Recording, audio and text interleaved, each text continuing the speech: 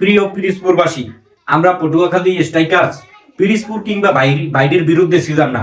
বাইরের যখন ম্যাচ পড়ছে সেমিতে ওঠার জন্য আমরা পটুয়াখালী স্ট্রাইকার্স এবং সাপোর্টাররা এবং যারাই ছিলাম সবাই বাইডি বলে চিৎকার করছি, জাগর দিছি। তবে আপনারা যারা দেখেন নাই, ওই সেমির দিন পটুয়াখালী ভার্সেস পিরিজপুর অনেক অনাকাঙ্ক্ষিত ঘটনা ঘটছে। এর ভিতরেও অনেক কথাবার্তা বা ইতিহাস আছে, সেটা আপনারা কিভাবে নেবেন আমি জানি না। তবে আমি একটা কন্টেন্ট করছিলাম যে পিরিজপুর ব্যাট চোর বা ব্যাট চুরি করেও শেষমেশ পিরিজপুর সেমিতে জিততে পারেনি পটুয়াখালী স্ট্রাইকার্সের কাছে। এখন সবচেয়ে চিরন্তন সত্য হচ্ছে নাহিদ ভাই উজন টিভির কিংবা ভাইডি ব্যাট চুরি করছে কিনা এটা আমি জানি না, বা তারা ব্যাট চুরি করছে এটাও আমি বলবো না। আমি বলতে চাই ভাই, পিরিজপুরের কোনো ব্যাটসম্যান কিংবা বোলিং আমাদের ব্যাটটা নিয়েছে। তো ওখানে ভাইডি বলছে যে হয়তোবা আমাদের প্লেয়াররা পটুয়াখালী স্ট্রাইকার্সের ব্যাট নিতে পারে।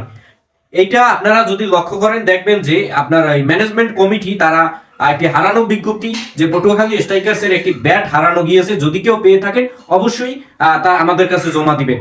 এখন বাইডির ওই কথার পরিপ্রেক্ষিতে আমি বলতে চাই, বাইডি যদি আপনার ম্যানরা নিয়ে থাকে এমনিতে যে কোনো প্লেয়ার ব্যাট নিতে পারে, মানবতার দিক থেকে এটা সিম্পল, কিন্তু মাইকে অ্যালাউন্স করার পরও কেন ব্যাটটি আমাদের কাছে জমা দেওয়া হয়নি? একটি বিজ্ঞপ্তি, একটি হারানো বিজ্ঞপ্তি পটুয়াখালী স্ট্রাইকার্সের তাদের যে ব্যাট সেটি কিন্তু হারানো গেছে। যাক, সে কথা। একটি কল নিয়ে বিতর্কিত হয়েছে, এখন বাইডির দাবি ওইটা ড্র ক্যাচ। ভাইজান, এখন আমি বলতে চাই ওইটা তো কমিটি আম্পায়ার আউট দিছে, আর তারপর ভাইডি ওইটা অবজেকশন জানানোর পর মিনিমাম 10 থেকে 15 মিনিট পর ওইটা ক্যামেরায় দেখিয়া তারপর আম্পায়াররা আবার সিদ্ধান্ত নিয়েছে আউট। মানে পটুয়াখালীর পক্ষে আউট যে দিয়েছে তারা ওই সিদ্ধান্তেই তাদের অবস্থান করছে। তো ওইটার পরে আপনার ভাইডি চলে যাইতে রয়েছে যে আমরা এই রায় মানি না, আমরা ক্রিকেট খেলবো না। এখন বিসিসিএল এর রুলসে আছে কেউ যদি মাঠ ত্যাগ করে তাহলে বিপক্ষে টিম যারা তাদের ম্যাচ ছেড়ে দেওয়া বা তারা ম্যাচ জেতার মতো হবে যে তারা বিপক্ষে টিম ম্যাচ জিতছে, সেই অনুসারে পটুয়াখালী স্ট্রাইকার্স পিরিজপুরের কাছ থেকে ম্যাচ জিতে। তো মানবতার দিক থেকে ম্যানেজমেন্টরা তারা আবার ভাইডির কাছে গিয়েছে, অনেক বুঝাইয়া শোনাইয়া তারপর মাঠে ব্যাক আনছে, কিন্তু ভাইডি সেটা মানতে নারাজ। এই যে বাইডি একটা অবজেকশন দিয়েছে যে আমাদের এইটা মানে ভালো ব্যাটসম্যান, এই ব্যাটসম্যান যদি আউট দেন তাইলে আমরা খেলবো না। কিন্তু এই যুক্তি তো যুক্তিসম্মত না ভাই। ব্যাটসম্যান দুর্বল হোক আর স্ট্রং হোক সেটা বড় কথা না, সে আউট হয়েছে এটাই। তো ওই সময় দেখলাম যে সবাই বনিয়ামিনের কাছে স্বর্ণপর্ণ আছে, যে বাইডিকে কোনোভাবে বোঝানো যাচ্ছে না বনিয়ামিন ভাই আপনি একটু কম্প্রোমাইজ করেন। তো বনিয়ামিন বললে যে আমি কিভাবে স্যাক্রিফাইস করতে পারি, আউট হয়েছে আপনারা আউট দিয়েছেন, ন্যায়সঙ্গত আমরা তো এভাবেই আছি, এখন আমি আর কি করতে পারি। তারপর বনিয়ামিনের কইলে ভাই আপনি একটা ব্যবস্থা করেন। তো বাইডিরে অনেক রিকোয়েস্ট করে আবার মাঠে কামব্যাক করাইছে। তো ওই দিনকার আপনার 3টে ম্যাচ, 2টা সেমি একটা ফাইনাল। তো বনিয়ামিনের কইতেছে যে ভাই কি করবেন। তারপর বনিয়ামিন একটি সিদ্ধান্ত দিল, যেহেতু আমাদের অনেক সময় স্পেন্ড হয়ে গেছে তো আমরা 2টা ওভার কমাইয়ে দেই। পায়রা কিংস কিন্তু ভাই 3 ওভারেও খেলছে, তো আমরা 2 ওভার কমাই দিয়ে 8 ওভার খেলাই। তো বাইডি সেই প্রস্তাব প্রত্যাখ্যান করছে। তারপর বনিয়ামিন বলছে যে তার 1 ওভার কমান। তো বাইডি ওই জায়গায় বলছে না 4 বল কমান। এইটা ভাই কোনো কথা? এত একটা লোক স্যাক্রিফাইস করলো, ওখানে বরিশালের সাব্বির ভাই ছিল, রাব্বি ভাই, অনেকে সবাই বলছে ভাই আপনি কিছু করেন বনিয়ামিনকে। এখন ভাই আমি যে পটুয়াখালীর এই জন্য বনির ফেভারের কথা বলতেছি এটা মোটেই না, ঠিক আছে? তো বনিয়ামিন লাস্টে একটা কথাই বলছে, ভাই আমার জন্মদাতা বাপু যদি এখন রিকোয়েস্ট করে, হ্যাঁ 1 ওভার আমি বলছি আপনাকে সব রিকোয়েস্ট আমি মাইনে নিছি, 1টা ওভার যদি আপনারা না মানেন তাইলে আমার কিছু করার নাই। তো পরে বাইডি সম্ভবত 4 বল থেকে 1 ওভারে আসে, পরে ম্যাচ আবার শুরু হয়েছে। তো আমরা জানেন বাইডিরা আমাদের টার্গেট দিয়েছে 88 রানে, তো এই 9 ওভারে। তো আমাকে 7 ওভারে 142 রান হয়েছে, 130-40 10 ওভার এটা এভারেজ। তো আমরা ওইটা বলতেই পারি যে 88 রান এটা নির্দ্বিধায় পটুয়াখালীর ফেভারিট ম্যাচ, বা তারপর ক্রিকেটে কি হয় এটা কিন্তু বলা যায় না। তো আমাদের 5টি উইকেট পড়ে গেছে 42 রানে। তো ওই সময় আমাদের মিরাজ ভাই, আনন্দ ভাই পেজের ওনার, সে ওই আপনার পিরিজপুরের যে প্লেয়াররা যেখানে অবস্থান করে ওখানে গেছে এবং দেখতেছে যে একটা ব্যাট তারা ব্যাগ থেকে কিছুতেই বের করতে আসে না।